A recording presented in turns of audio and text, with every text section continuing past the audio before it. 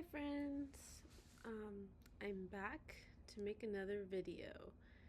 It's been a little over a week since I've made the video when I came back from Japan, and I really, excuse me, I'm still recovering from the flu, still.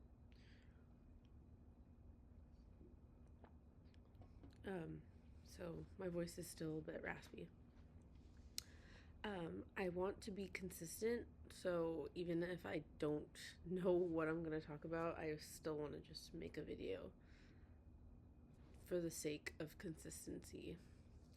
My goal is to make a video a week, and so here we are. I'm here with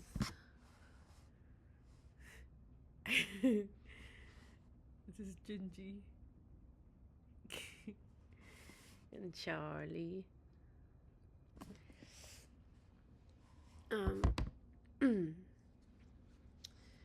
Yeah, I think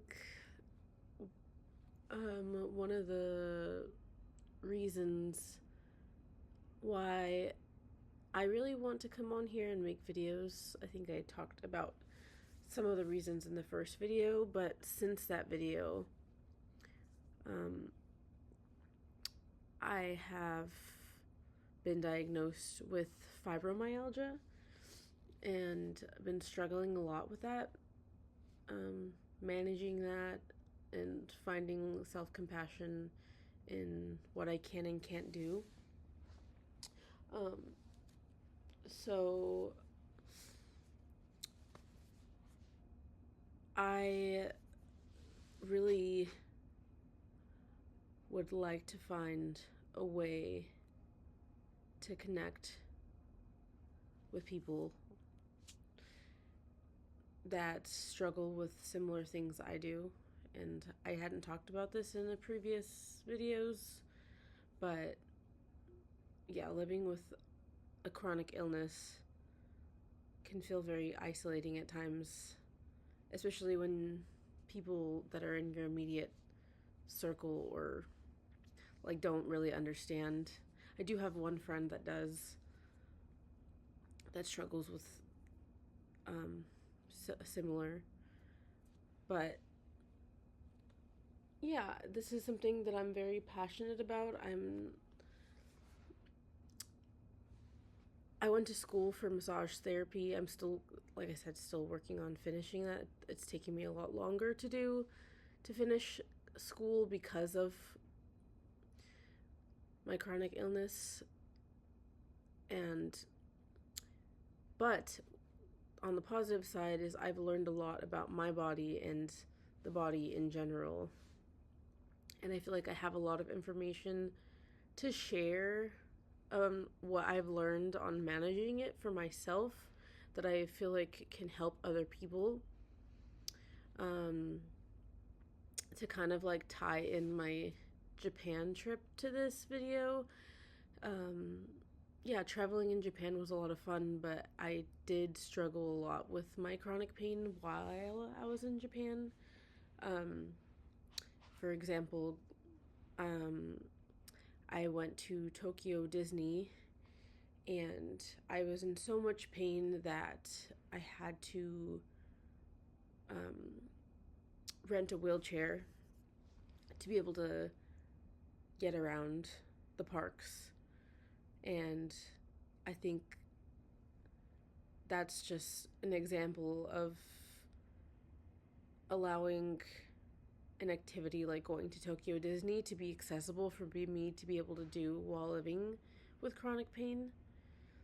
And that maybe someone previously was like, I would not be able to have the energy or capacity to walk around a theme park like that, like while traveling. And those are the things that I'm finding out along the way of being like, no, like you can rent a wheelchair from the theme park, and if you have friends or family that are willing to, push you around in it, that's even more helpful.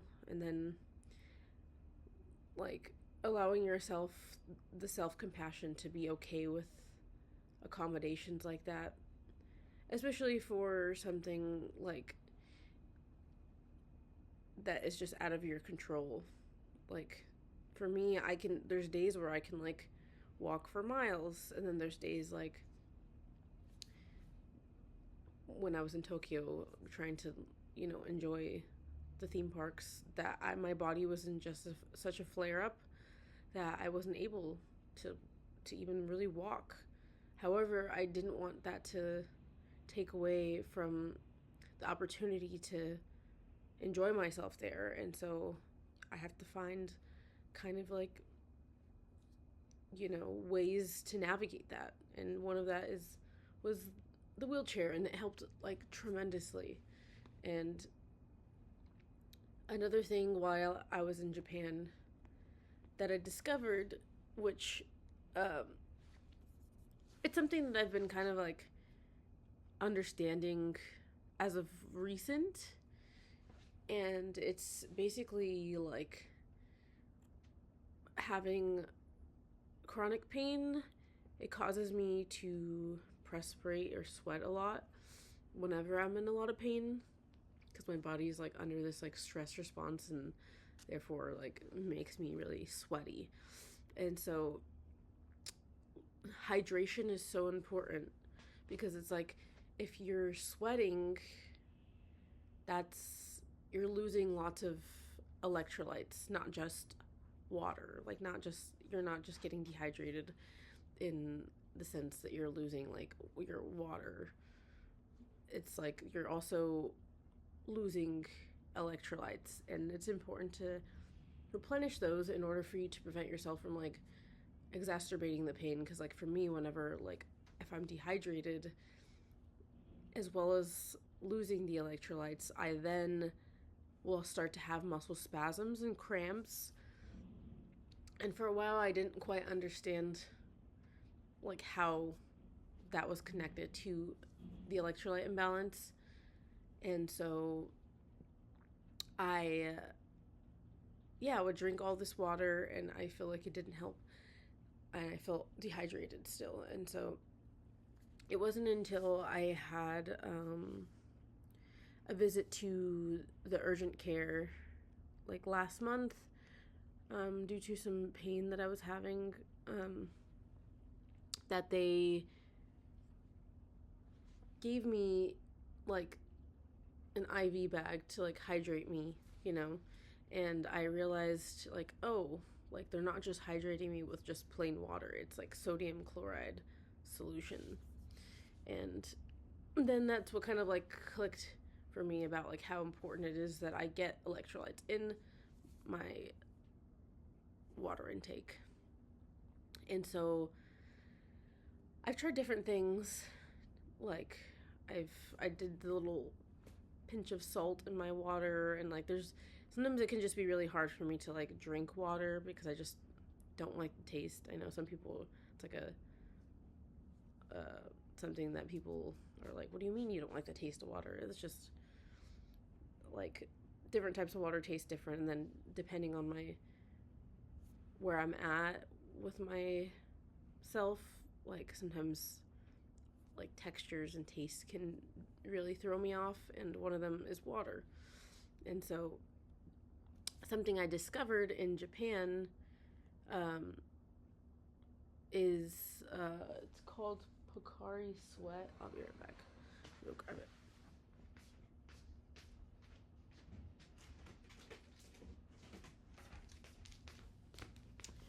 So Pocari Sweat is it's basically like their sports drink, like their Gatorade. I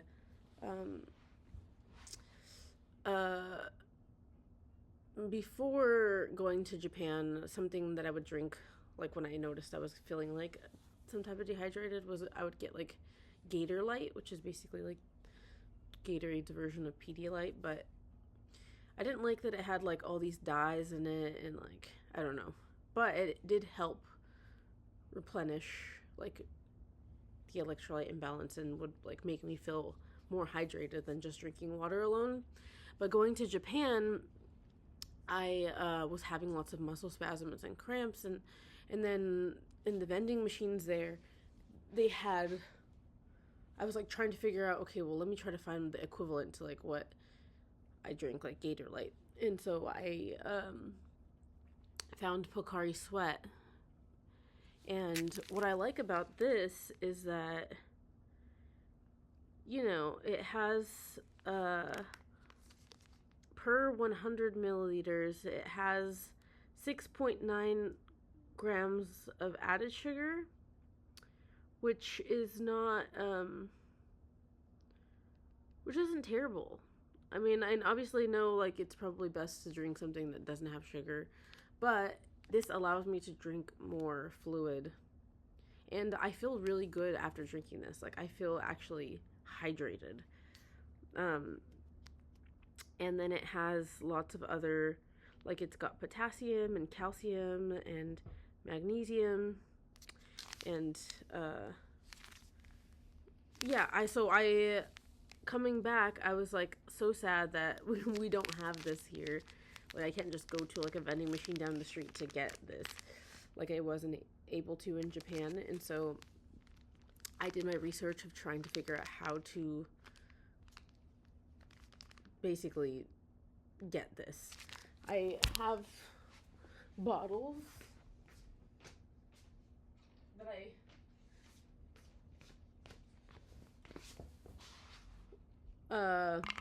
so before getting on the plane, I was at the airport and I had money on my Suica card, which is essentially their like transit card there. But you can also use the Suica card on vending machines. And so I had money like left on my Suica card that I needed to use up because you couldn't like get it refunded or whatever. And so I stocked up on Pocari Sweat and like filled my backpack with like 6 bottles of like Pocari Sweat to take back with me. And so I then went online and I found that you can buy this powder in bulk. It's like to make 10 liters, like essentially like those big old like Gatorade pitcher type things for sports events that people like do for sports.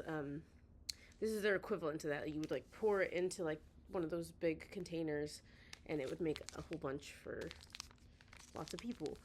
But I figured like, so it makes 10 liters and it's 740 grams. So you divide that by 10 to like, I'm just trying to figure out how to make like 1 liter because I have my water bottle, which is essentially like a liter of water.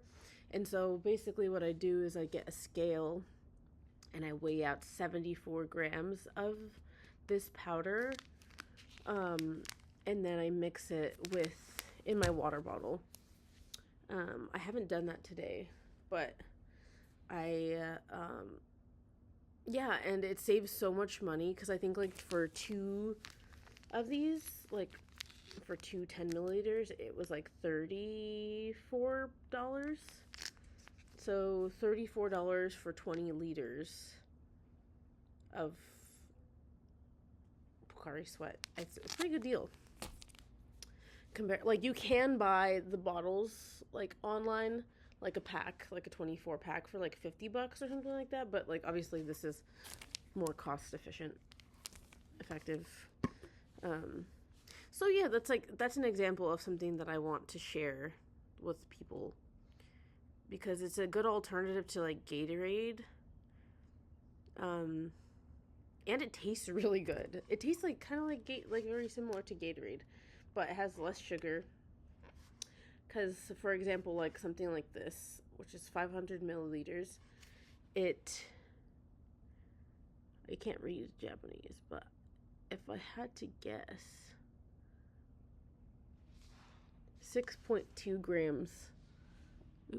6.2 grams of, I think that's like sugar. Because I remember looking this up after buying it in Japan and like translating what it was, and yeah, and I was like 6.2 grams, that's like nothing. I was like, it was interesting to see how much like of this, not only that, but like the soda, like a can of Coke had like such little amount of sugar compared to the Cokes here in America. Like, a Coke here is like 50 grams of sugar in a small little cannon. Like, I think, I don't remember exactly, but it was like 12 grams compared to like 40. So, yeah. I, yeah, didn't really know what I was going to come on to talk about today, but Pocari Sweat. Yeah, and I want to make more videos kind of like, I guess, sharing things that help me, because there's lots of things that I struggle with, like I that I've been able to find ways to manage, and yeah, I would love to share it with people. So I think that's it for today. I'm it was a super moon yesterday, and so I've just been in this mood of like kind of letting things go, and I've been like decluttering my space. So I'm gonna continue with that today. But I'm hoping to be consistent and make another video next week for y'all. Yeah, if you enjoyed watching this video and would like to see more, please like, comment any, if there was anything that stood out to you in this video that resonated with you, or anything like that. And yeah, thanks for watching, and I'll see you in the next one. Bye.